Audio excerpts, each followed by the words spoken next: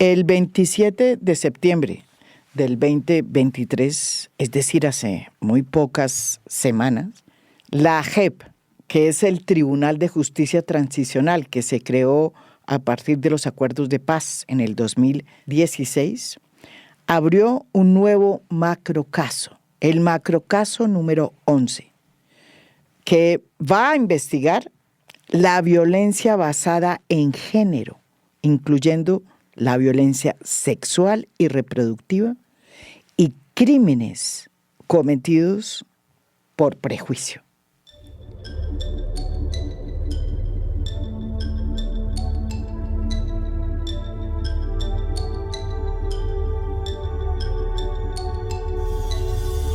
Esta es la primera vez que en Colombia y en el mundo hay un tribunal que investiga la violencia sexual en que incurrieron los actores armados durante el conflicto, sobre la base de que la violencia sexual es una práctica de la guerra y que se ensañó especialmente contra mujeres, niñas y población LGTBIQ+.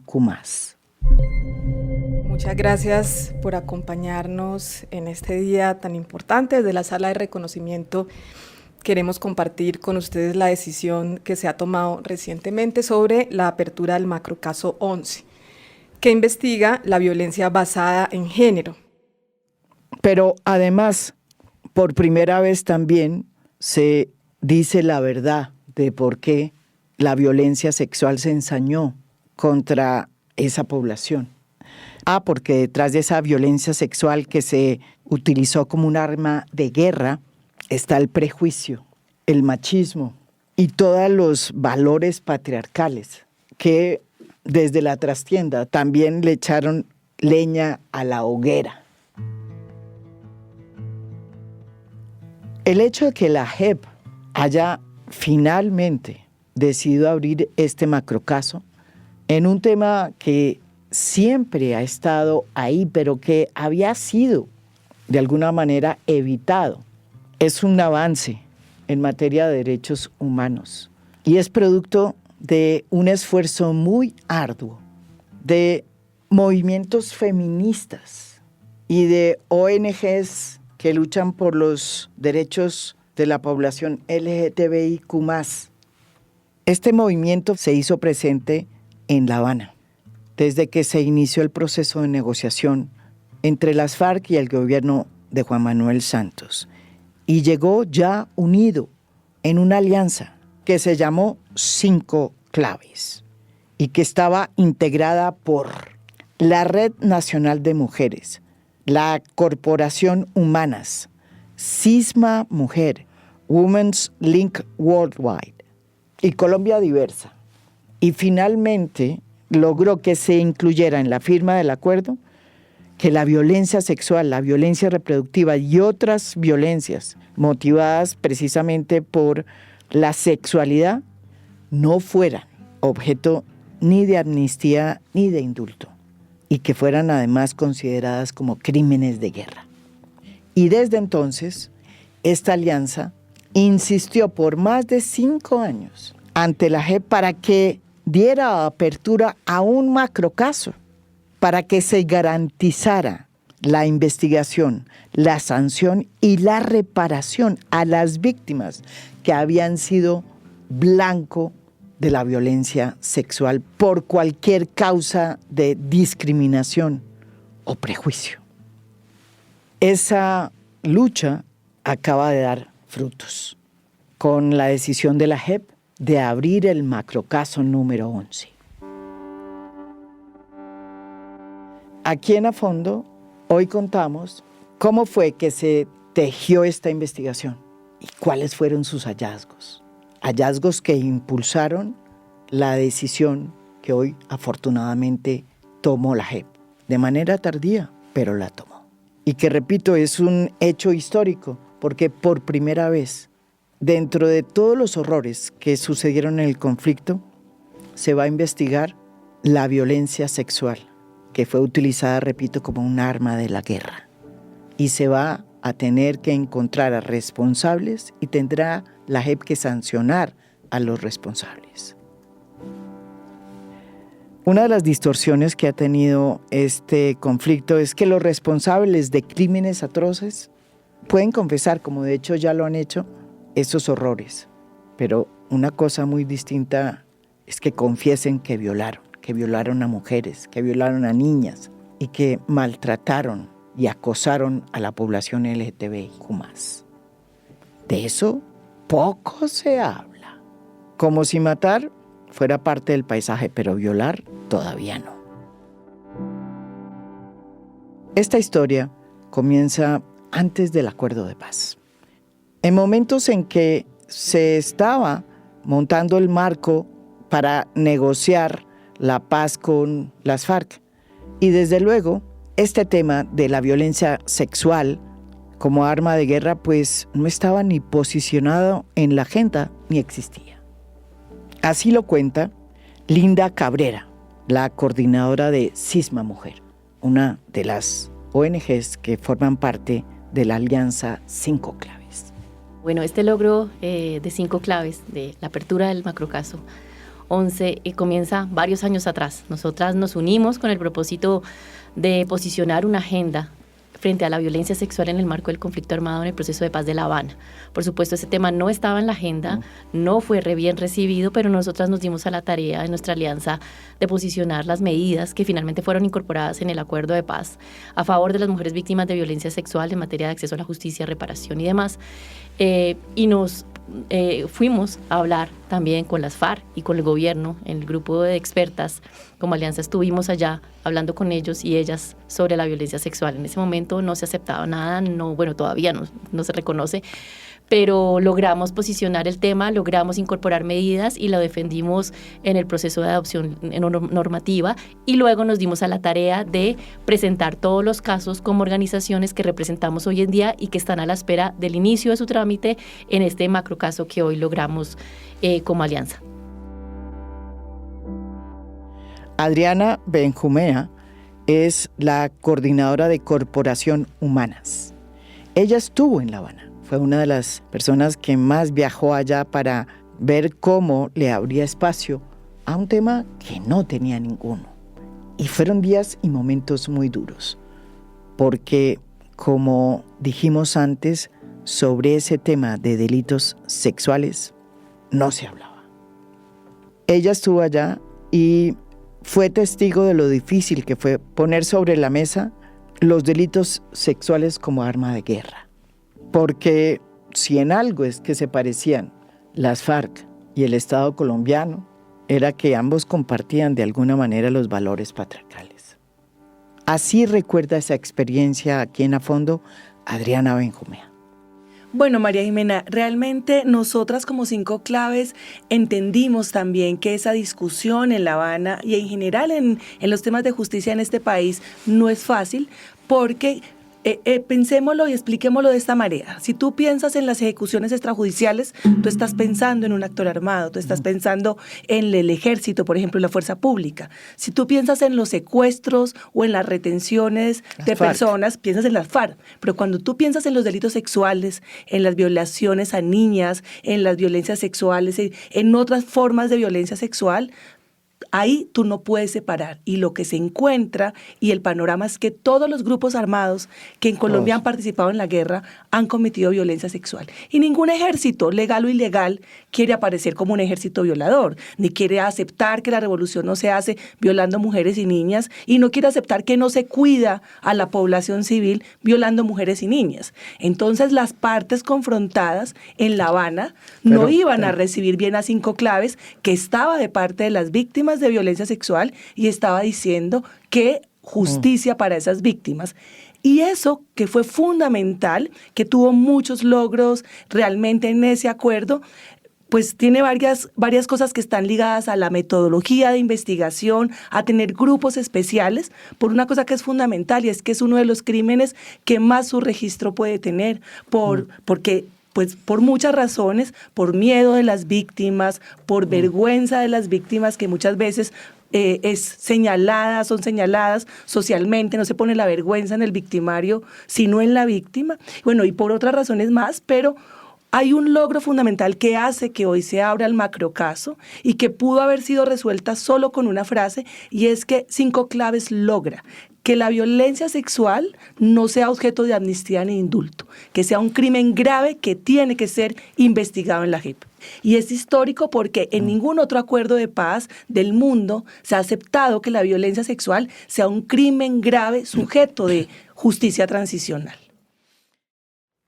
También está con nosotros María de los Ángeles, que es coordinadora de la incidencia de la Red Nacional de Mujeres. Ella nos va a explicar aquí en A Fondo cuáles son los desafíos que tiene la JEP con la apertura de este macrocaso número 11. Pues lo primero es decir que la experiencia de 5 Claves habla precisamente de cómo las organizaciones de mujeres son actores claves para lograr que los procesos de justicia transicional puedan garantizar la satisfacción de los derechos de las víctimas, de las mujeres y personas LGBTIQ+. Esto en sí mismo plantea un reto, que es por lo que estamos celebrando la apertura del macrocaso, y es cómo pasar de lo que queda en la ley, de lo que quedó en un acuerdo, a que en efecto la Jurisdicción Especial para la Paz sancione e investigue estos hechos y establezca medidas de reparación. Entonces, ¿en qué se materializa eso? En que la jurisdicción ha estado llamada constantemente a que en los diferentes macrocasos incorpore una perspectiva de género, investigue estos hechos, pero en el macrocaso 11 vemos que hay varios elementos a resaltar. Primero, se habla de violencia basada en género, se habla de violencia sexual y se habla de violencia reproductiva. Y a su vez hay algo muy importante, y es que habla de la discriminación como un elemento fundamental para entender el fenómeno de violencia que ha afectado a las mujeres y personas LGBTIQ+. Esto sigue estando en un auto y tiene unos retos para lograr entonces que este macrocaso satisfaga los derechos de las víctimas. Pero en sí mismo lo que nos está diciendo es que la Administración de Justicia, en el marco de justicia transicional, está saldando una deuda histórica con las víctimas, con las mujeres y personas LGBTIQ+, que a lo largo del tiempo han enfrentado la impunidad y la denegación de su derecho al acceso a la justicia. A lo largo de estos años, los hallazgos de la Alianza 5 Claves en materia de violencia sexual son realmente demoledores. De acuerdo a la Red Nacional de Mujeres, se encontró un registro de 35.178 víctimas únicas de violencia sexual, con 2 picos de víctimas, uno en el 2002 y otro en el 2014, hace poco. Y los picos de mayor intensidad se presentan entre 1998 y 2006. En lo que se refiere al sexo y a la edad de las víctimas, el 89.2% de ellas son mujeres. Y óiganme bien, el 35% son niños y niñas. ¿Y cuáles son los departamentos donde más se utilizó la violencia sexual como arma de guerra durante el conflicto? Pues el primero, Antioquia. Seguido muy atrás por Magdalena, Bolívar, Nariño, Chocó y Cauca.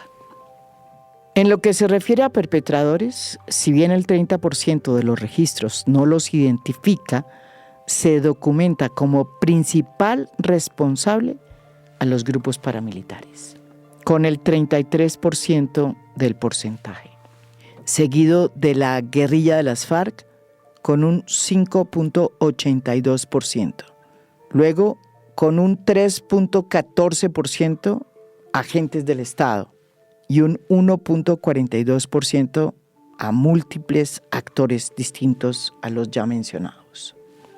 Y lo más lamentable es que la mayoría de todas estas víctimas fueron mujeres y niñas y niños, es decir, menores de edad.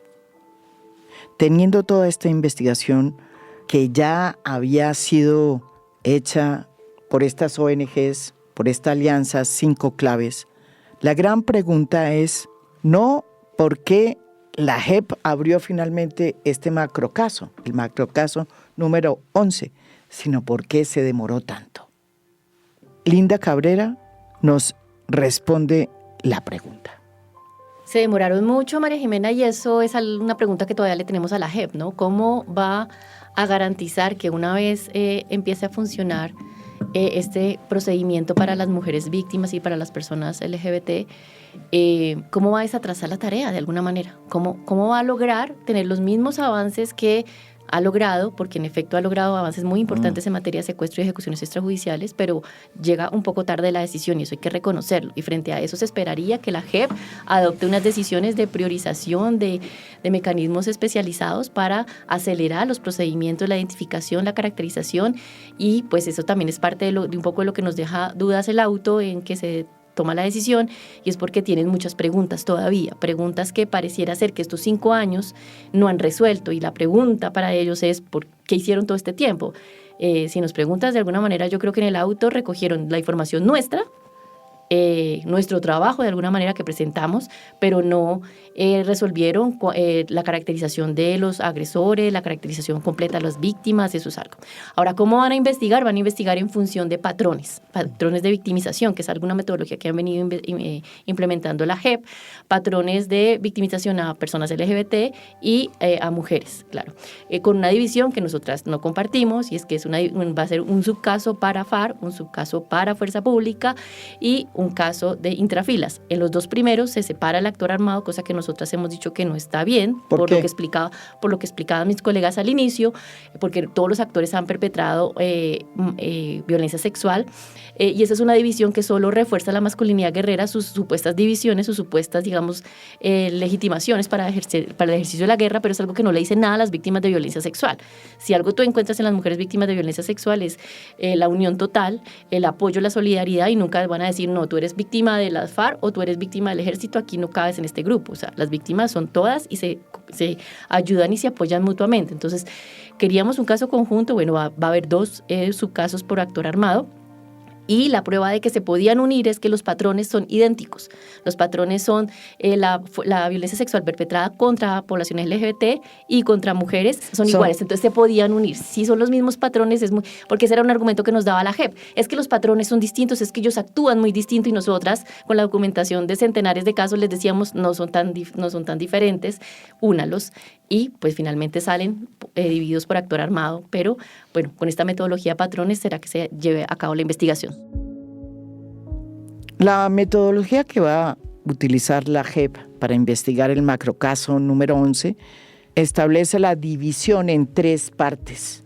Un caso va a ser el de la violencia sexual como arma de guerra cometida por las FARC, otro caso por la Fuerza Pública, y un tercero que se denomina intrafilas, que es la violencia sexual que se ejerce dentro del mismo grupo armado. Son botas de agua.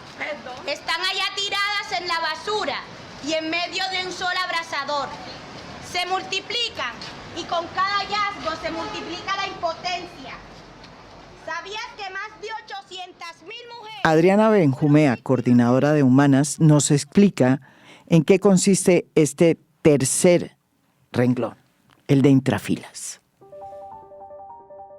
Es esa violencia sexual que se comete, o violencia reproductiva, o por discriminación, por razones de género, que se comete al interior del mismo grupo armado. Es un poco lo que se ha denunciado que las FARC hacía con las mujeres militantes, incluso con algunas niñas que fueron reclutadas siendo menores de edad, o lo que se ha encontrado, por ejemplo, en la Fuerza Pública de violaciones a compañeros y a compañeras de la organización. Entonces, es un patrón que permite que, independiente del actor armado, pueda investigar la violencia sexual, porque por actos de iniciación simbólica, en muchos de ellos, por ejemplo, se podía violar en la guerrilla o en el ejército a reclutas jóvenes, legales o ilegales, o a mujeres que se consideraba posibilidad de violarlas siendo sus compañeras, o que era su responsabilidad de otorgar, según algunas declaraciones, servicios sexuales a su tropa, sea esta legal o ilegal. Entonces, ahí está la prueba de que efectivamente la forma de la violencia sexual se repite en un grupo armado y otro. Lo que hace la diferenciación, como decía mi colega Linda, es como buscar el mejor violador. ¿Quién violaba? Sí, como una mujer en Berlín. ¿Quién es menos violador? ¿Quién es mejor violador? Este viola entre 3, este entre 2. Pues, FARC, Fuerza Pública, violaban en medio de masacres, violaron a niñas indígenas. O sea, los casos que tiene la jurisdicción ilustran, y los informes que presentamos las organizaciones de mujeres demuestran que usted puede encontrar un acto repetido independiente del actor armado. Así que lo que se repite es la acción, cómo se perpetró la violencia sexual. En estos 5 años, la estrategia de la Alianza 5 Claves fue investigar, encontrar hallazgos, testimonios, muchos de los cuales se presentaron ante la Comisión de la Verdad. Y una de las decisiones fue que por el momento no iban a litigar, y esa opción fue adoptada en especial por la Red Nacional de Mujeres. Como lo explica aquí María de los Ángeles, ella nos explica por qué no litigaron y por qué todos sus esfuerzos los consignaron para lograr la apertura de este macrocaso número 11 ante la JEP. Nosotras a lo largo de este tiempo tomamos una decisión como Red Nacional de Mujeres y fue no litigar hasta que se diera apertura del macrocaso 11. Y esta decisión la tomamos por una razón, y era porque considerábamos que en los otros macrocasos no se garantizaba en principio una investigación, un abordaje integral del fenómeno de la violencia sexual, violencia reproductiva y otras violencias motivadas en la sexualidad de las víctimas. Entonces, en esos años hicimos un proceso de recolección de información, precisamente porque la red es una alianza de organizaciones a nivel nacional, y las integrantes de esta alianza son lideresas sociales y muchas de ellas son víctimas del conflicto armado. Entonces, hicimos una investigación a profundidad sobre hechos de violencia en el Bajo Putumayo y en los Montes de María. Y precisamente, como dicen mis colegas, lo que allí identificamos es que los actores armados, independiente del grupo al que pertenecían, ejercían hechos de violencia sexual que tienen muchas similitudes. Y las similitudes se encuentran es por características identitarias de las víctimas. ¿Esto qué quiere decir? En el Bajo Putumayo hay un gran número de mujeres afrodescendientes. Entonces, tanto grupos paramilitares como FARC, como otros actores armados, ejercieron la violencia sexual teniendo en cuenta las características identitarias de las mujeres afrodescendientes. ¿Esto qué es? Lo que representan para el tejido social. Dentro de los hallazgos que ha hecho la Alianza 5 Claves, se encontró que dentro de las mujeres hay una victimización especial con las mujeres afro, y que esa victimización de las mujeres afro se hizo especialmente entre los grupos paramilitares, y que los segundos en esa tabla del horror fueron las FARC. Las víctimas afrodescendientes perpetradas por el paramilitarismo son 10 veces más que las que se registraron en las FARC. Y a su vez, en las FARC son 10 veces más que las que se registraron en la violencia que ejercieron los agentes estatales. Y en la población indígena, las víctimas indígenas por parte de los paramilitares son 5 veces más que las que se registraron por cuenta de las FARC. Y estas, a su vez, son 1.5 veces más que las de los agentes del Estado. Esta victimización sexual que se ejerció sobre las mujeres afro la explica aquí en a fondo María de los Ángeles, de la Red Nacional de Mujeres. Y ahí viene el elemento de por qué esto subyace, porque estos hechos de violencia subyacen como en una estructura de discriminación. Y es porque precisamente los cuerpos de las mujeres afrodescendientes son hipersexualizados, es decir, son usados además para tareas de cuidado, hay una esclavitud sexual también, y lo que ellos hacían era cómo desintegro el tejido social de este territorio a partir de los hechos de violencia que ejecuto contra estas mujeres. Entonces, ahí viene la pregunta, ¿por qué pueden desintegrar el tejido social por medio del hecho de violencia contra estas mujeres, pues precisamente por los elementos culturales de este territorio. Pero lo segundo es porque, claro, si yo hago una lectura de los cuerpos de las mujeres como cuerpos que son menos importantes, es decir, ahí viene el elemento de la discriminación, es yo puedo ejercer violencia contra este cuerpo porque es menos importante y al mismo tiempo porque me va a permitir obtener unos fines para la guerra. Entonces, lo que nosotras identificamos en los informes es que lo que se vuelve relevante para el hecho de violencia es la persona quien se está violentando, las características, su género, su orientación sexual. Eso es lo que es relevante. Digamos, el lugar, el grupo armado al que pertenece el responsable, no diferencia la forma en que ejerce la violencia. Por eso, como ya lo han dicho mis colegas, la idea de diferenciar la violencia por el responsable, pues se diluye en la práctica, porque lo que nos permite ver diferenciaciones en el fenómeno de la violencia sexual son otros elementos que no están asociados a los grupos a los que pertenecen los responsables. La violencia sexual tiene un elemento que ya lo habíamos traído aquí a fondo. Tiene que ver con la discriminación, con los prejuicios, con un imaginario que se ha ido forjando y que se asienta en una serie de valores patriarcales, machistas. Porque en el fondo la violencia sexual es precisamente un ejercicio de poder. Linda Cabrera, de Cisma Mujer, nos lo explica así. Finalmente, la violencia sexual es un ejercicio de poder, ¿sí? Es un ejercicio de subordinación, de dominación. Se usó como práctica para el control territorial, para obtener el desplazamiento en los territorios, para, digamos, someter a las poblaciones y pues hacer ejercicios de poder militar. Nosotras encontramos, por ejemplo, muchos casos de campesinas, muchos casos de mujeres campesinas que creo que además hay que visibilizarlas porque están muy invisibilizadas en el discurso. No fue en las ciudades donde ocurrió, no fue en nuestros escenarios, sino en el campo. Las mujeres campesinas, rurales, mestizas también fueron las principales víctimas en los casos que nosotras documentamos, casos cometidos con sevicia, casos en los que los actores armados por regla general se burlan de las víctimas cuando perpetran este tipo de hechos, casos en que la violación es colectiva, es decir, de varios actores, de varios integrantes del grupo armado. Y muchos son así. ¿En qué casos? Y por eso nosotras tenemos una publicación que, para resumir, se llama La luz que nos queda, 1 y 2. Ahí están documentados muchísimos casos que son públicos porque las mujeres decidieron sacarlos a la luz pública, pero, por ejemplo, un rasgo también importante es que usaron la jerarquía militar, ¿no? Primero viola el de principal jerarquía, y luego nos decían a nosotras que la violencia sexual no tenía ninguna relación con el conflicto armado, que eso había sido un actor armado pues descarrilado por ahí. De hecho, en La Habana lo que nos decían a Adriana y a mí era las FARC y la fuerza pública decían, no, los violadores son los paramilitares. Ahí sí se unieron y dijeron, le echaron el agua sucia a los paramilitares, y claro, los paramilitares son grandes violadores desafortunadamente, pero los otros también. O sea, y ninguno se salva en este conflicto armado, ni siquiera el ELN, a propósito de las negociaciones actuales, ninguno de los actores armados. ¿Y ustedes han hablado con el ELN?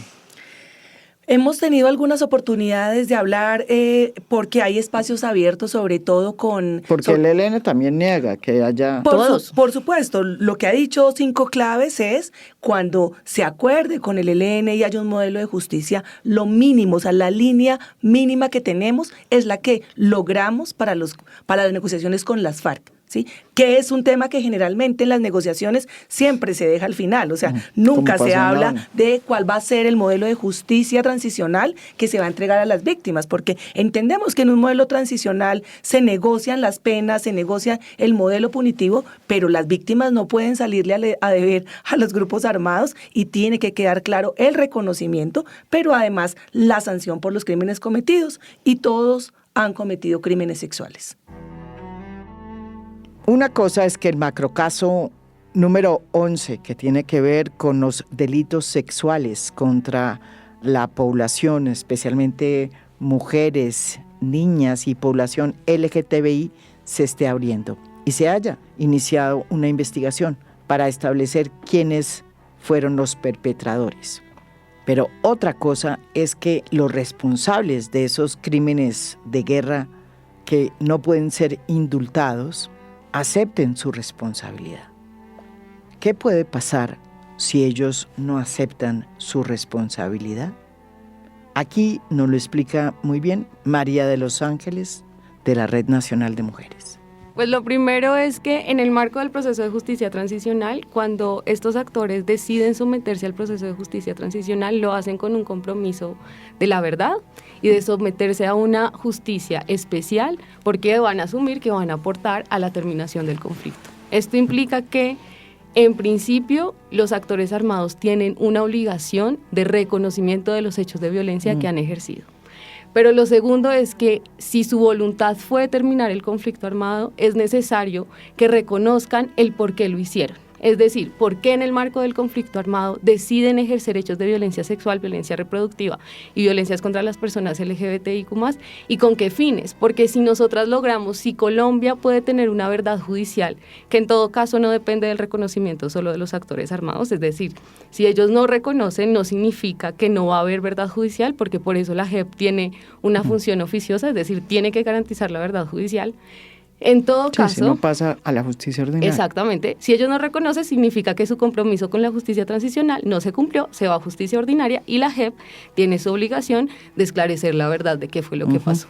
Y esto es muy importante porque en un país como Colombia, donde la estructura de dominación ha hecho creer que hay cuerpos y vidas menos valiosas, ¿no? Como los cuerpos de las mujeres y personas LGBTIQ+ son desechables. Sobre ellos podemos ejercer violencia. Que se reconozca esa estructura de discriminación es una primera posibilidad para que se pueda transformar.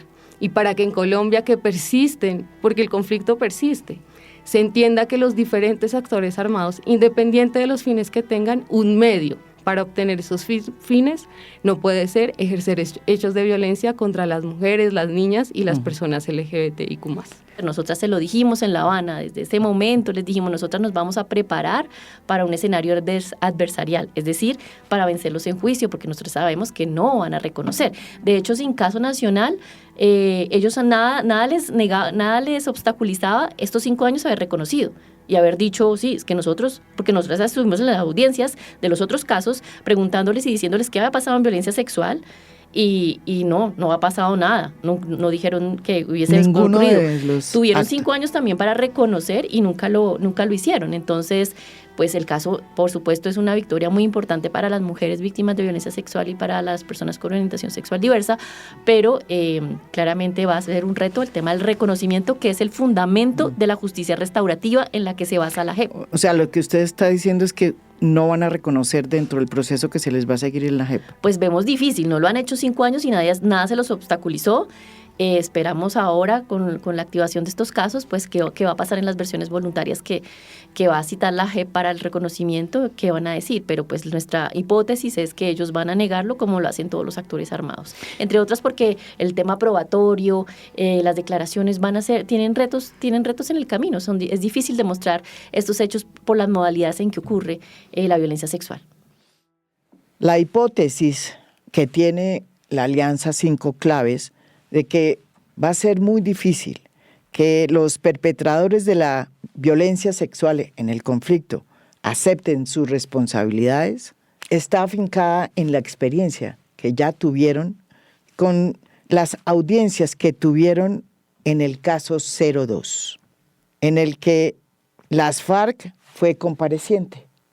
El caso 02 se abrió para investigar las responsabilidades por crímenes de guerra y lesa humanidad a 15 integrantes de las FARC por cuenta de hechos cometidos contra las poblaciones de Ricaute, Tumaco y Barbacoas en Nariño. En esas audiencias, la Alianza 5 Claves estuvo ahí con las víctimas de violencia sexual. Y a pesar de que los testimonios fueron evidentes, los comparecientes negaron todo. Así lo recuerda Adriana Benjumea, de Corporación Humanas. Pues mira, por ejemplo, en el caso 02, que es de Pacífico Nariñense, tanto la Corporación Cisma Mujer como Corporación Humanas, hemos ahí interrogado, por ejemplo, a comparecientes de las FARC. Y por eso es lo que te dice Linda, que nosotras como abogadas los hemos interrogado ahí y no han aceptado la violencia sexual. Y son las mujeres, por ejemplo, en Tumaco. Y les dicen. En salas espejo, escuchando, o sea, que entregaron su testimonio y son ellos negándolo. O sea, no aceptan ni siquiera verdades reconocidas, por ejemplo, de violencias reproductivas en el marco de la organización como las FARC. O sea, por ejemplo, en el caso de abortos, nos han dicho en audiencias a Linda y a mí, nunca se obligó a abortar, nunca fue. Incluso cosas como el hecho de que sea una política en la organización, en ese momento ni siquiera se aceptó. Muchos de los comparecientes decían, todo fue conversado, todo fue negociado y acordado con las mujeres. O sea, nunca hubo ese crimen. Y de hecho, la decisión que sale en el caso 02, donde la magistrada Belkis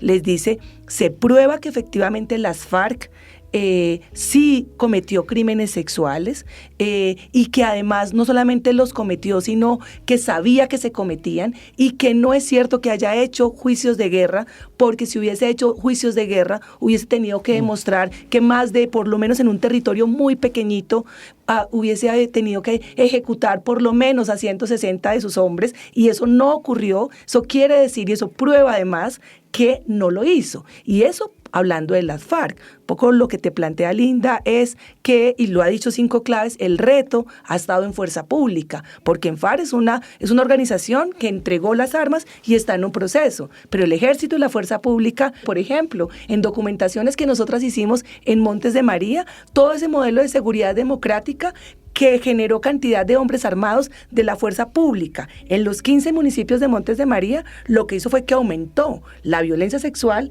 de miembros del ejército, de la fuerza pública, de la marina, en mujeres y en mujeres jóvenes. O sea, se fueron a cuidar al país y lo que se fueron fue a violar a mujeres, a niñas, a acosarlas en ese territorio, ese despliegue. Y ahí la JEP tiene un gran reto de su registro, porque las FARC pues ya está en investigación, pero que dé cuenta también de todos los crímenes de violencia sexual cometidos por la fuerza pública a lo largo y ancho de este país. Y ese caso de Montes de María, en Bolívar, por ejemplo, se mantiene desde la masacre del Salado hasta nuestros días.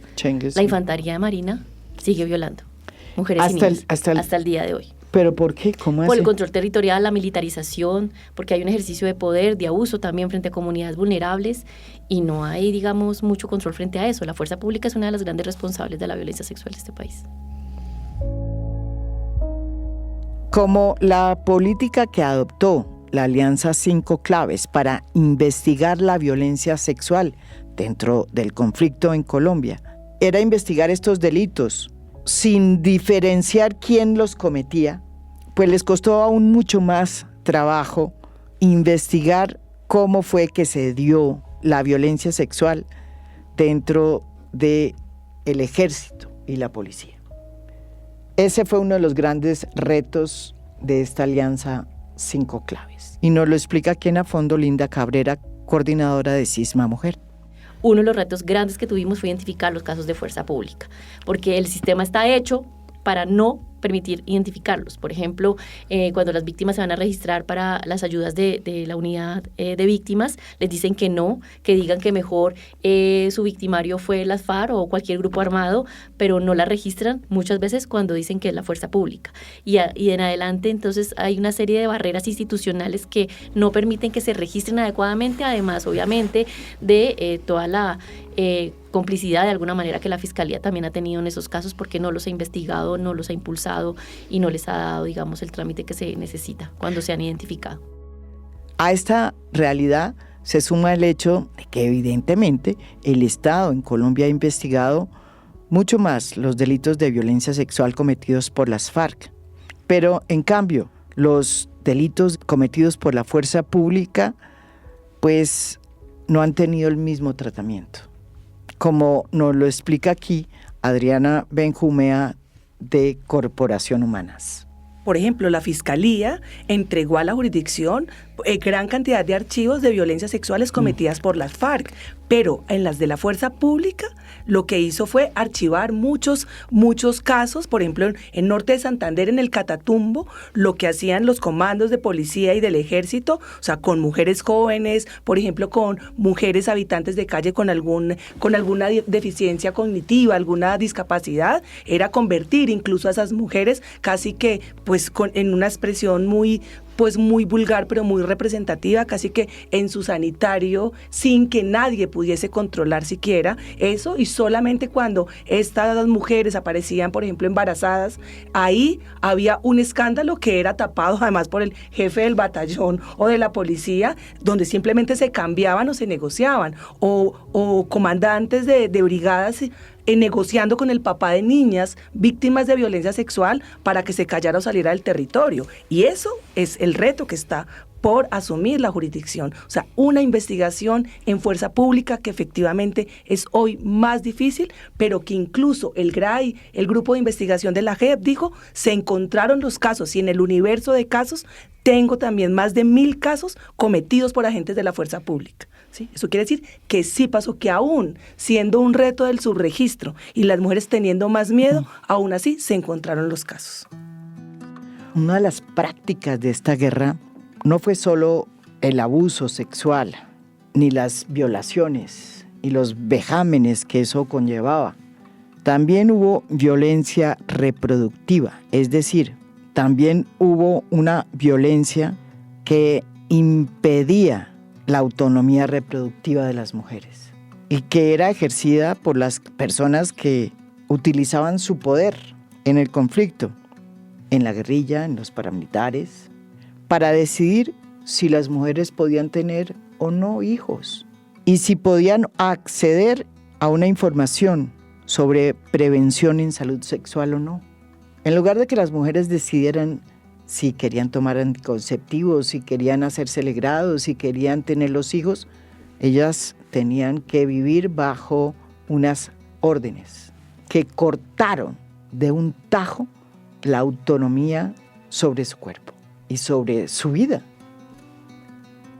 Para que ustedes entiendan la dimensión de lo que está pasando hoy con este nuevo macrocaso, por primera vez en Colombia y también en el mundo hay un tribunal que va a investigar, a sancionar y reparar la violencia reproductiva, la violencia por prejuicio y la violencia sexual en el contexto de discriminación. Varias exintegrantes de la guerrilla narraron a la justicia cómo además eran obligadas a abortar. En ese momento era el que realizaba los abortos, era enfermero, y cuando le hizo el aborto a alias Lorena, lo realizó con una especie de motorcito, pero alias Lorena murió en esa operación. María de los Ángeles nos explica aquí en a fondo cuál es el peso de esta violencia reproductiva y qué relación tiene con la violencia sexual que se ejerce desde el poder. Y yo creo que ahí hay algo importante como de resaltar sobre la violencia reproductiva con relación a la violencia sexual, y es la diferencia que en sí misma tiene. Porque es que se ha entendido que la violencia reproductiva es una consecuencia de la violencia sexual, y no es así. La violencia reproductiva está relacionada, y Women's Link en la Alianza 5 Claves, esto lo ha reiterado en diferentes momentos, es precisamente cuando los actores armados determinan un control sobre cuándo las mujeres deben o no ser madres, en qué periodo de tiempo lo deben ser y de qué manera lo deben ser. Y por ejemplo, casos en los que se evidenciaba que el actor armado le decía a la mujer que estaba en embarazo, usted no puede abortar. O sea, ese hijo, ella no lo quiere tener, es producto de una violencia sexual, en este caso, pero empieza todo un control sobre el cuerpo al decirle que no puede abortar. O por el contrario, actores armados que le decían tenía que abortar, y era o una norma interna del grupo armado de un proceso de esterilización forzada o de anticoncepción forzada, que se ha entendido en algunos grupos armados que son reglas de la guerra, ¿no? Como usted es una mujer guerrera, usted no puede ser madre. Pero entonces ahí hay una violación a los derechos humanos porque se está ejerciendo una violencia reproductiva en torno a si la mujer puede o no tener hijos. Uno de los hallazgos más dramáticos y que quedaron registrados en el informe de la Comisión de la Verdad fue la violencia que se ejerció contra la población LGTBIQ+, y en los que fue parte fundamental toda la investigación que hizo Colombia Diversa. Llevamos ya más de un año. Llevamos más de un año de tener nuestra relación, pero era una relación muy oculta, porque En el movimiento pues no es permitido porque eso lleva a fusilamiento. Entonces no le hacían a uno consejo de guerra sino fusilamiento de una vez. En este macrocaso 11 que acaba de abrir la JEP, un capítulo muy importante que se abre es que por primera vez se van a investigar los crímenes que se cometieron contra la población LGTBIQ+. Según Adriana Benjumea, es claro que el conflicto en Colombia no solo se ensañó contra la mujer, sino también contra las personas de orientaciones sexuales y de género diversas. En el macrocaso 11 también entran estas violencias cometidas por discriminación que le hicieron al interior de las filas, pero que lo hicieron además con con personas civiles, ¿sí? Por considerarlas en muchos casos, por ejemplo, Colombia Diversa ha documentado casos en el Tolima, donde por considerar que las mujeres trans o que los gays o maricas eran chismosos, podían ser informantes, se utilizó la violencia sexual por los grupos como castigo también en el marco de la guerra. O sea, estaban siendo castigados por considerarse informantes. O sea, en esas políticas antisubversivas se consideraban informantes. Se supone que en las peluquerías la gente habla de muchos temas y si usted es un marica peluquero, usted tiene información. Hubo castigos y persecuciones y discriminaciones a personas trans, por ejemplo, porque se les prohibía tener relaciones públicas, o sea, tener relaciones afectivas o expresar libremente su sexualidad. Y eso está documentado en informes entregados por Colombia Diversa, y el macrocaso 11 también incluye esa línea de investigación y de judicialización de estos crímenes por discriminación, por razones de diversidad y de opciones sexuales diversas. Colombia Diversa también lo ha explicado en sus informes y se ha posicionado frente a la JEP, y es que precisamente gran parte del control territorial es cómo yo establezco una forma de organización social que me permita definir qué es lo bueno y qué es lo malo, qué es lo que socialmente se puede hacer porque tengo un control sobre la sociedad. Y como esto parte de la discriminación, parte también de cuáles son las relaciones socialmente aceptadas, qué son los sujetos viables que se comportan como deben ser y como las personas, las buenas personas. Uh-huh. Y eso que implica pues una heterosexualidad obligatoria y una que las personas, las mujeres lesbianas, las personas transexuales, pues estaban incumpliendo las normas de lo que socialmente se puede hacer a partir de lo que impone un grupo armado. Y por eso, digamos, en la investigación que han hecho, las mujeres trans, los hechos de violencia que ejercían los actores armados, se identifica una agudización de la forma de las palabras que les dicen, ¿no? Como le voy a enseñar a una mujer lesbiana, le voy a enseñar a ser mujer, uh-huh. ¿O no? Y pues palabras que pueden ser mucho más soeces y vulgares sobre cómo por medio de la sexualidad yo puedo, a partir de un hecho de violencia sexual, le puedo imponer a una persona o puedo sancionar su identidad de género u orientación sexual. ¿Y el ejército? Sí. Claro, porque nosotras no podríamos decirte con claridad, y esto posiblemente Colombia Diversa lo podría explicar mejor, pero lo que hemos identificado es que en los procesos de control territorial y sobre todo de incursión armada, cuando los actores armados están entrando al territorio y empieza todo un tema de quién es el que tiene la autoridad sobre el territorio y el control, se ejercen estos hechos de violencia precisamente porque establecen un control sobre la población, ¿no? Yo no estoy atacando solo al actor, sino que le estoy diciendo a la sociedad quién es su autoridad real. Sí. Y en ese sentido ejerzo hechos de violencia que me permitan controlar y tener poder sobre las personas. Además, las estructuras militares tienen una estructura de poder muy patriarcal, ¿no? Y de autoridad, en las que es posible identificar, aunque hay muchos escándalos sobre hechos de violencia sexual al interior de quien tiene poder sobre otro hombre, ¿no? En todo caso, son hechos de violencia que se pueden ver a partir de las estructuras en sí mismas que fundamentan cómo funcionan estos actores armados, pues que los guerreros. Y con personas LGBTQ+, también el ejército, digamos, tiene prácticas muy, muy complicadas frente a la población civil. Por ejemplo, Colombia Diversa ha hablado de las mujeres trans, ¿no? Cómo se relacionan de manera muy violenta con las mujeres trans, primero porque pues en ejercicio de que se llama la situación de prostitución, pues ellos Sí. tienen relaciones con ellas, no solo las violentan, en muchos casos que se han también conocido como feminicidios, que están ocultos, y las usan como informantes en el marco del conflicto armado, pues porque, claro, pues ellas finalmente sí se enamoran, digamos, de estos guerreros tan maravillosos que son la fuerza pública según ellos, y finalmente ellas terminan en escenarios de violencia muy complicados, y eso lo ha denunciado, digamos, organizaciones como Colombia Diversa. En todo el mundo, según un informe de las Naciones Unidas, 1 de cada 3 mujeres han sufrido violencia física o sexual, principalmente por parte de un compañero sentimental.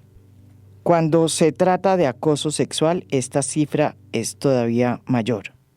A nivel mundial, en el 2017, 3 de 5 casos de mujeres asesinadas, el autor era su compañero sentimental o un miembro de su familia. La violencia sexual se incrementa considerablemente cuando hay guerras. Y eso fue lo que sucedió en el conflicto colombiano. Durante esos años de la guerra, que todavía pues no ha terminado, el cuerpo de las mujeres y de las niñas adolescentes se convirtió en un campo de batalla, de disputa. El hecho de que el 60% de las víctimas del conflicto armado en Colombia entre 1959 y el 2020 hayan sido mujeres, y en especial niñas adolescentes, tiene que decirnos algo. Por eso hay que entender el significado tan impresionante que tiene que la JEP, así haya durado más de lo mandado, haya decidido abrir el macrocaso número 11. Primero porque pone la lupa sobre una verdad que se nos debe y que todavía es negada, como se afirma aquí en este podcast, por casi que todos los actores en conflicto. Y segundo porque pues, representa también un triunfo del movimiento feminista colombiano, que decidió unirse en esta alianza 5 claves para sacar adelante esta realidad y esta verdad dolorosa, y que iguala a todos los responsables de los delitos de lesa humanidad que se cometieron en el conflicto. Pero tal vez el logro más importante es que todas estas víctimas de violencia sexual que han sido invisibilizadas a lo largo de los años del conflicto, por primera vez van a ser visibles. Y la JEP va a tener que investigar las denuncias, y los responsables van a tener que aceptar que no solamente fueron asesinos, sino violadores.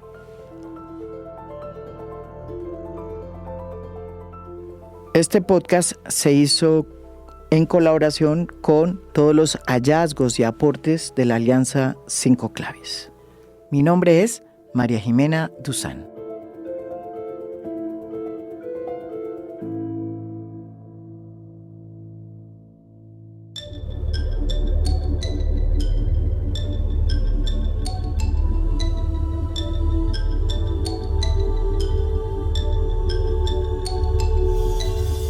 A Fondo es un podcast producido por Mafialand. Producción general, Lucy Moreno. Postproducción de audio, Daniel Chávez. Música original del maestro Óscar Acevedo. Nos pueden escuchar también en mi canal de YouTube. Gracias por escuchar. Soy María Jimena Duzán.